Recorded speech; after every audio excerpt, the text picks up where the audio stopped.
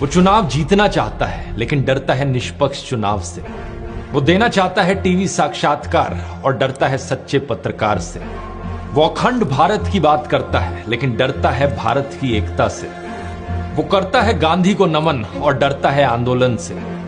वो डरता है इसलिए चाहता है पूरा कंट्रोल, लेकिन कंट्रोल नहीं कर पाएगा ये ख्याल उसे अखरता है। वो डरता है, वो बहुत ज्यादा डरता है। ये कानपुर है साहब, यहाँ सब मिलेगा सिवाय नफरत के। इस कहावत को कानपुर की जनता ने आज सच साबित कर दिया है। मेरे पीछे यह अथाह भीड़, ये मोहब्बत का समंदर जो आपको नजर आ रहा है, राहुल गांधी को सुनने के लिए पहुंचा है। कानपुर का ये क्लॉक टावर है, ये चौराहा है, और राहुल गांधी देखिए यहाँ पर बीच में जनता को संबोधित कर रहे हैं। और उनके आस-पास जहां तक आप नजर दौड़ाएंगे आपको केवल लोग ही लोग नजर आएंगे। वो लोग हैं जो राहुल गांधी के साथ इस भारत जोड़ो न्याय यात्रा में है, इस न्याय यात्रा के समर्थन में है, जिनके साथ पिछले 10 सालों में भारतीय जनता पार्टी की डबल इंजन की सरकार ने अन्याय किया है। उन्हें न्याय चाहिए और न्याय की इस लड़ाई में शामिल होने के लिए कानपुर की जनता बड़ी संख्या में यहाँ पर पहुंची है। राहुल गांधी यहाँ पर उन्हें संबोधित कर रहे हैं और देखिए किस तरह से हाथ हिलाकर ताली बजाकर उनका अभिवादन किया जा रहा है। पूरा शहर, इस शहर को मैनचेस्टर ऑफ ईस्ट, जाति चमड़ों के खदान का शहर कहा जाता था। कांग्रेस के राज में यहाँ पर ना जाने कितने ही उद्योग छोटे से लेकर बड़े व्यापारियों को समृद्ध किया गया, लेकिन जब से भाजपा सरकार में आई इस शहर का कायाकल्प बिगाड़ दिया गया। और ऐसे में अब उम्मीद कर रही है भारतीय राष्ट्रीय कांग्रेस के आने वाले दिनों में जब एक बार फिर यहाँ पर भारतीय राष्ट्रीय कांग्रेस की सरकार आएगी तो कानपुर की जनता समृद्ध होगी। छोटे बड़े व्यापारियों जिनका कमर तोड़ दिया है भारतीय जनता पार्टी ने, वो फिर एक बार अपने व्यवसाय में लौट सकेंगे। युवाओं को न्याय मिलेगा, किसानों को न्याय मिलेगा, व्यापारियों को न्याय मिलेगा, हर तबके को न्याय मिलेगा। न्याय का हक मिलने तक ये यात्रा निरंतर जारी रहेगी। ये वीडियो देखिए, ये देश की नई संसद है। 12,000 करोड़ में बने इस संसद भवन की छत से पानी टपकने लगा है। ये वीडियो भी संसद परिसर का ही है। शायद पता नहीं था कि बारिश का पानी निकालने के लिए निकासी की व्यवस्था भी होनी चाहिए। ये पैसा मोदी का या भाजपा का नहीं था, आपका था।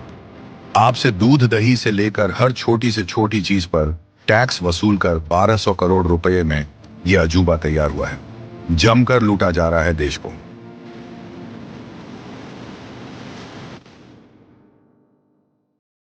हाथरस में हो रहे सत्संग में 121 से ज्यादा लोगों की जान चली गई, लेकिन ऐसा क्या हुआ कि सिचुएशन इतनी बिगड़ गई और इसमें किसकी रिस्पॉन्सिबिलिटी होगी, चलिए समझते हैं। तो हाथरस के एक एरिया में इनका सत्संग रखा गया था जहाँ पे 2.5 लाख लोग पहुंचे थे। वैसे ऑर्गेनाइजर्स के पास परमिशन सिर्फ 80,000 लोगों की थी। जैसे ही बाबा का प्रवचन खत्म हुआ और वो जाने लगे, लोग उनके पैरों की धूल इकट्ठा करने के लिए उनकी तरफ बढ़े। बाबा के पर्सनल बॉडीगार्ड्स ने लोगों को रोका, पर क्योंकि जगह कम थी तो भगदड़ मच गई, जिसमें अभी तक की अगर रिपोर्ट माने तो 121 लोगों की जान गई, जिसमें मैक्सिमम औरतें और बच्चे थे। अब पुलिस ने अपना काम करते हुए ऑर्गेनाइजर्स के खिलाफ एफआईआर तो फाइल कर दी है और एक हाई लेवल कमेटी भी सेटअप की गई है चीजों को इन्वेस्टिगेट करने के लिए। लेकिन यहाँ पर मेरा सवाल आपसे ये है कि इसमें किसकी जिम्मेदारी होगी? ऑर्गेनाइजर्स की जिन्हें 80,000 लोगों की परमिशन मिली थी पर 2.5 लाख लोगों को एंट्री दी गई, या उनकी जिन्हें देखने के लिए लोग आए थे, या खुद लोगों की? बताना जरा।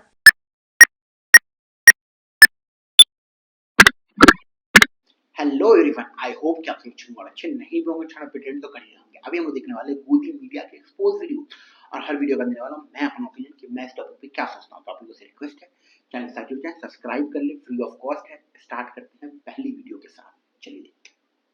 ऐसे ऐसे लोगों को सांसद बना दिया, ऐसे ऐसे लोगों को। उनसे अगर पूछो महंगाई क्यों बढ़ रही है, कहेंगे महंगाई नहीं, महंगाई अच्छा मोदी जी महंगाई कंट्रोल करेंगे, बिल्कुल करेंगे जी।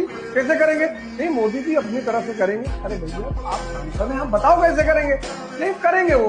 तो तुमको कभी कभी देख के लगता हो कि अरे प्रभु, तो तुम्हें अदनान सामी का गाना आएगा, ऐसे वैसों को दिया है, कैसे कैसों को दिया, हमको भी तो लिफ्ट करा देगा। तुम बस शांत हो जाओ, मन से करा देगा। यही सूत्र तो बता रहा हूँ तुम्हें। मनोज तिवारी साहब, ये वो आदमी है जो बीजेपी में सिर्फ और सिर्फ एक चीज के लिए है, कॉमेडी करने के लिए।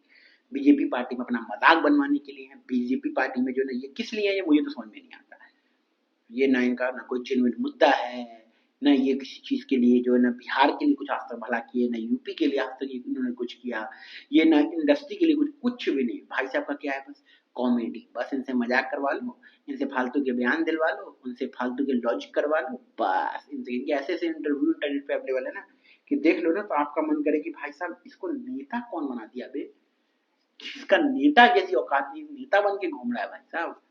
चल अगला देखते हैं। इंडिया का सबसे बड़ा प्रॉब्लम जो है, जो इंडिया के लिए डिजास्टर हो सकता है, वो मेरे को लगता है अनएम्प्लॉयमेंट। 1 करोड़ जॉब हर साल चाहिए इंडिया को। तो ये 10 मिलियन जॉब अगर ये लोग क्रिएट नहीं कर पाएंगे अगर, तो आस्ते आस्ते जो गैप है, जो के शेप विक्ट्री हम बताते हैं इंडिया में, जो के शेप विक्ट्री चलती है आप, कि एक आदमी के पास में 78% आदमी साथ 100 रुपया रोज का कमाता है। 78% आदमी 100 रुपया रोज का कमाता है, आप सोचिए। और लैम्बोर्गिनी लेने के लिए जाइए तो 2028 तक बुकिंग हो चुकी है उसकी। आज 5 करोड़ की 6 करोड़ की गाड़ी की बुकिंग है। सर वो डीएलएफ के अपार्टमेंट के नंबर आते हैं कि एक वीक में पूरा माल बिक गया उनका, पूरा डीएलएफ का। तो एक तरफ तो आप ऐसे हो कि करोड़ों के अपार्टमेंट आपको टेबल पे बिक रहे हैं, लॉन्च करने के पहले आपको मिल जा रहे हैं। और एक तरफ हालत ऐसी है कि आप 80 करोड़ आदमी को 80 करोड़ रुपया साल का फ्री राशन दे रहे हो आप उसको। तो ये जो है ना, ये इंडिया के लिए बहुत डेंजरस सिचुएशन लगती है मेरे को। जब कोई पूछता ना कि डर क्या लगता है मेरे को इंडिया में इस चीज का डर लगता है मेरे को। बिल्कुल सही बात है ये। और सबसे बड़ा मुझे भी ये लगता है यार कि जो ना लोग अपने हक की बात करते नहीं है, लोग बोलते ही नहीं है कि भाई साहब रोजगार दो, नौकरी दो, कोई नहीं। और जो बोलता है वो लाठी खाता है। और सोशल मीडिया पे ऐसे चुनिंदे परिंदे हैं, गोदी मीडिया है, सोशल मीडिया का क्या बोलते हैं, गोदी यूट्यूबर्स हैं, ये लोग आते हैं दिन रात डिफेंड कर लेते हैं। कोई हिंदुत्व के मुद्दे पे डिफेंड कर लेता है, कोई राम मंदिर के मुद्दे पे डिफेंड कर लेता है, कोई जय श्री राम बोल के डिफेंड कर लेता है। लेकिन जो रियल प्रॉब्लम है स्टूडेंट्स की, बेरोजगारी, अमीर और अमीर हो रहा है, गरीब और गरीब हो रहा है, खाने के लिए नहीं है, सोने के लिए नहीं, ये जो मेन जो प्रॉब्लम है ना, इस पे ना किसी को ना इस पे बात करनी, किसी को नहीं बात करनी इस चीज के ऊपर। क्योंकि सबको पता है इस पे बात करना यानी पप्पा को एक्सपोज करना, इस पे बात करना यानी पिताजी के ऊपर सवाल खड़े हो जाना। तो ये लोग करते ही नहीं है। ये पप्पा आते हैं, बोल देते हैं कि भाई साहब हम तो इतने गरीब लोगों को खाना दे रहे हैं, हम इतने गरीब लोग को राशन दे रहे हैं, हम इतने गरीब के लिए ये कर रहे हैं। बस आम जनता खुश, वाह पप्पा वाह वाह मोदी जी वाह, खुश हो जाते हैं। बस ग्राउंड लेवल पे चीजें बस से बदतर है, आप समझो। ग्राउंड लेवल पे लोगों के पास रहने के लिए घर नहीं है, बिजली नहीं है, खाने के लिए रोटी नहीं है, एक टाइम का बहुत बुरे हालात है। नौकरी नहीं है, कि परिवार में 10-10 लोग का परिवार है लेकिन किसी के पास अच्छी नौकरी नहीं है। सब लोग मिलजुल के जैसे तैसे अपनी जिंदगी का गुजारा कर रहे हैं, लेकिन सरकार को रेंग नहीं रहा, क्योंकि ये लोग सवाल भी नहीं कर रहे सरकार से, ये लोग क्वेश्चन भी नहीं कर रहे। क्वेश्चन जिस दिन करेंगे सरकार की फटेगी। कब तक वो हिंदू मुस्लिम के नाम पे वोट मांगते रहेंगे? कभी तो कोई तो फाड़ेगा उनकी, और फाड़ेगी आम जनता। जागो ग्राहक जागो। चलो अगला देखते हैं।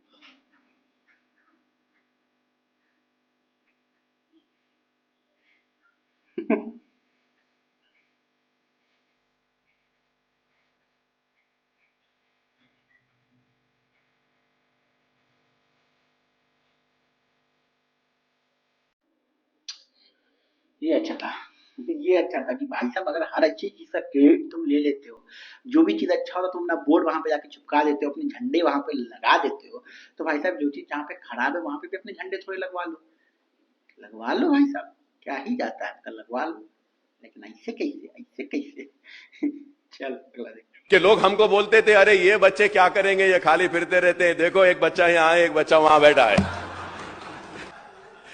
Very old friend of mine, sir. I take pride in saying that, sir. We used to hang around together, and he's sitting there. So it is a very happy moment for me that my childhood friend is sitting there, sir. I'm very happy about it, and I feel very proud also. कि लोग हमको बोलते थे अरे ये बच्चे क्या करेंगे, ये खाली फिरते रहते हैं, देखो एक बच्चा यहाँ है, एक बच्चा वहां बैठा है। ये भी फनी था। लेकिन मैं एक चीज बताता हूँ, हैदराबाद में आपने देखा होगा किस तरीके से जो दो औरत हैं, नफरती औरत ही बोलेंगे उन दोनों को, जिस तरीके से वो नफरत ही फैलाने की कोशिश करती कि ये जब तक मुसलमान इस देश में रहेंगे ना, इस देश का कुछ नहीं हो सकता। ऐसे तीर लेके जाना मुसलमान के मंदिर के सामने, इस तरीके से करना, मुसलमान के मंदिर के सामने जाके करना, ये सब जाहिल लोग है रे, जाहिल पार्टी ज्यादा जाहिल ही दिखाएंगे ना। बट छोड़ो हटाओ। लेकिन इनसे भी मैं रिलेट नहीं कर पाता, ये जो अपने ओवैसी साहब के जो भाई हैं, मैं इनसे भी बहुत अच्छा रिलेट नहीं कर पाता हूँ। लेकिन एक चीज है, इन लोगों ने जो हैदराबाद में काम किया है, डेवलपमेंट किया है, हॉस्पिटल्स, रोड, एजुकेशन, इस तरह का काम किया है ना, मुश्किल ही है कि वहां पे कोई उनको हरा पाए। बाकी इन फ्यूचर जो हो, बट इनके विचार से तो मैं बहुत दूर रहता हूँ। लेकिन जो है ना, मैं जो है ना इन चीजों पे इनको बहुत अप्रिशिएट करता हूँ कि बहुत अच्छा काम किया। कम से कम ये वही बात है कि मोदी नहीं तो क्या राहुल, वही वाला बात है कि अगर ये नहीं तो कौन, वो नफरती औरतें। चलो अगला देख। भाजपा वाले बड़ी बात करते हैं परिवारवाद की। कौन है सम्राट चौधरी? सम्राट चौधरी के बाबूजी शकुनी चौधरी कांग्रेस में विधायक मंत्री थे। लालू जी की सरकार थी, उसमें भी विधायक मंत्री थे। मांझी जी जब मुख्यमंत्री बने तो उसमें भी विधायक मंत्री थे। नीतीश जी की सरकार थी तो उसमें भी विधायक मंत्री थे। आज भाजपा का जुगाड़ लगा है तो भाजपा में आके बन गए हैं। ऐसा आप लोग बात कर रहे हैं जैसे नए नेता कोई ऊपर से अवतरित हुए हैं, समाज के लिए इन्होंने कुछ किया है जिनको भाजपा बढ़ा रही है। भाजपा भी तो वही कर रही है जो दूसरे दल वाले कर रहे हैं। अच्छा, एक चीज,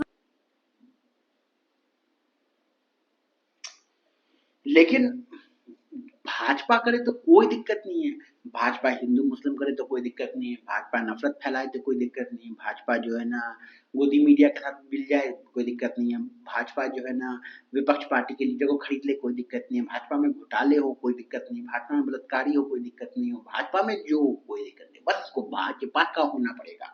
उसको अपने सीने पे मोहर लगाना पड़ेगा कि मैं भी मोदी परिवार, अब की बार 400 पार। फिर देखो वो कहीं पे आग भी मूद के चलाएगा ना, उसको घंटा फर्क नहीं पड़ता है। क्यों? क्योंकि उसके सीने पे लिखा हुआ मोदी सरकार। चल अगला देखते हैं। जहां एक परिवार को पार्टियां लिखी जाती हैं वो लोकतंत्र में उचित नहीं है। लोकतंत्र में पार्टी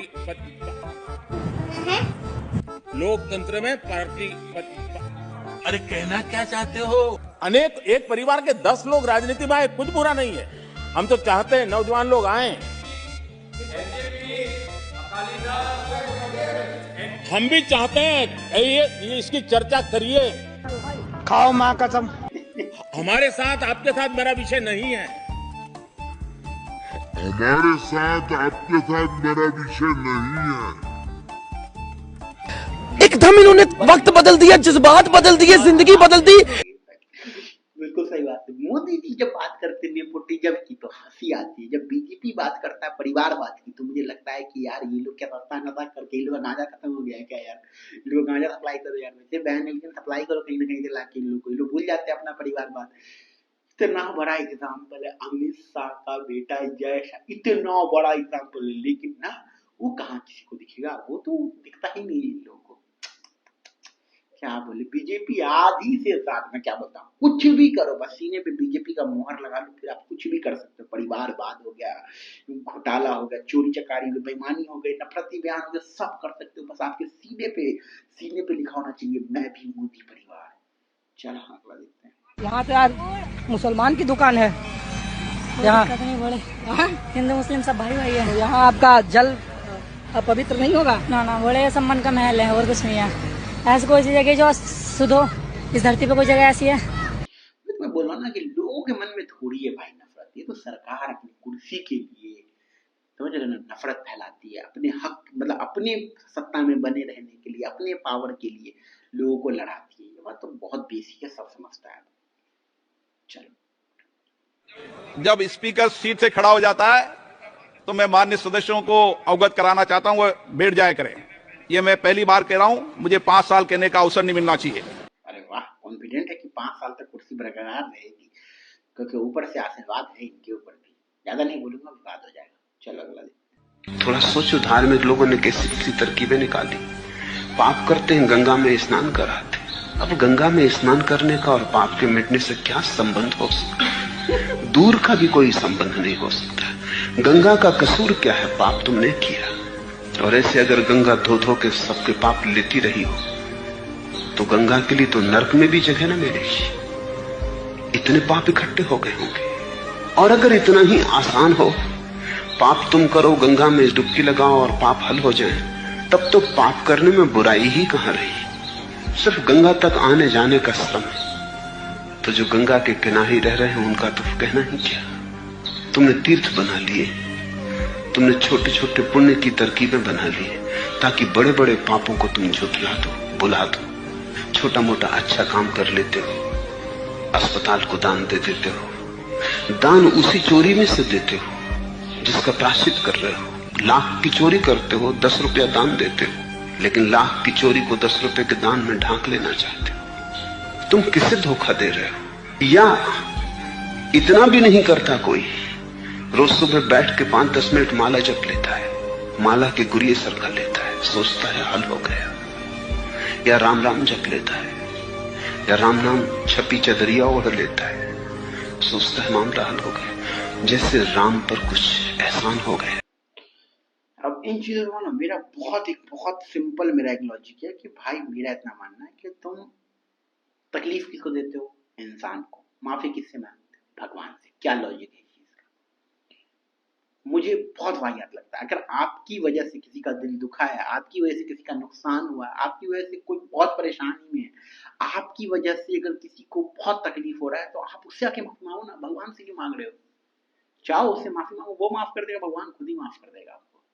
लेकिन कहाँ, लोग के अंदर ईगो भी तो है, लोगों के अंदर सेल्फ रिस्पेक्ट भी तो। सब कुछ करेंगे लोगों के साथ, हाथ जोड़ेंगे भगवान के पास, दिल तोड़ेंगे इंसान का और आंख से आंसू निकालेंगे भगवान भी समझता है। भगवान भी ना समझता है, भगवान भी बोलता है निकल इधर से, कोई जरूरत नहीं तेरे जैसे फॉलोअर की। मुझे पता है कि तू फिर आज आंसू बहा रहा है, मगरमच्छ के आंसू। वो बोल रहा है नहीं ऐसा नहीं, हम डर जाएंगे। बाहर जाके फिर तू फिर पाप करेगा, तो निकल पहली फुर्सत में निकल, कोई जरूरत नहीं तेरे जैसे भागती मेरे को। समझ रहे ना? यही बात बोलते हैं मन। बाकी अब आपका क्या ओपिनियन इस चीज को लेकर कमेंट सेक्शन बताइए। मिलते हैं अगले वीडियो में। जुड़ जाएं, अपना ख्याल रखें। Bye bye.